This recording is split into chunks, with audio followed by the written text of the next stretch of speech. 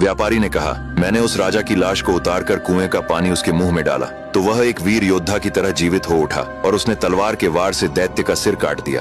तभी एक विशाल ड्रैगन दहाड़ता हुआ आया, पर राजा को देखकर शांत हो गया। इतनी सारी घटनाएं एक साथ देखकर मैं हैरान था। मैंने राजा से कहा, हे राजन, आप कौन हैं और आपकी यह हालत कैसे हुई? राजा ने एक गहरी सांस ली और अपनी कहानी सुनाना शुरू किया। सदियों पहले यह वीरान और डरावना जंगल कोई आम जगह नहीं था, बल्कि यह मेरा विशाल राज्य स्वर्णगिरी हुआ करता था। लेकिन इस राज्य की असली ताकत यहाँ का सोना चांदी नहीं, बल्कि वह खजाना कालमणि था, एक ऐसा जादुई पत्थर जिसके अंदर असीमित शक्तियां कैद थीं। जो भी उस मणि को हासिल कर ले वह मौत को मात दे सकता था और पूरी दुनिया पर राज कर सकता था। यह ड्रैगन, जिसका नाम अग्निबाहु है, उसी मणि का सदियों पुराना रक्षक है और केवल स्वर्णगिरी के सच्चे राजा के आदेश का पालन करता है। लेकिन लालच में आदमी अंधा हो जाता है। मेरे सगे भाई विकराल को उस मणि की शक्तियां हासिल करनी थीं। उसने काले जादूगरों और पिशाचों की एक फौज के साथ मिलकर मुझ पर धोखे से हमला किया। वह मुझे मार नहीं सकता था क्योंकि अग्निबाहु मेरी रक्षा कर रहा था। इसलिए उसने छल से अग्निबाहु को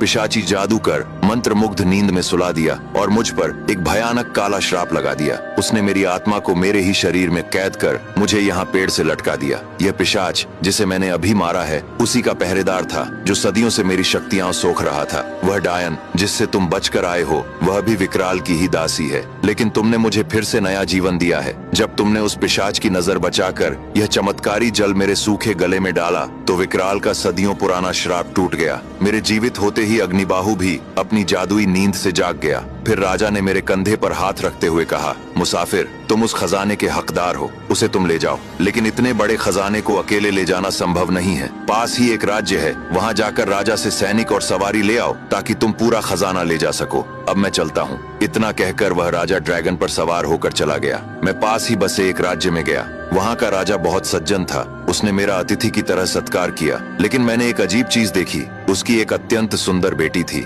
उसे देखते ही मैंने कामदेव को याद करते हुए कहा, इतनी सुंदर स्त्री तो मैंने आज तक नहीं देखी। लेकिन वह राजकुमारी सोने की जंजीरों में कैद थी। अब आगे की कहानी जानने के लिए देखिए अगला भाग।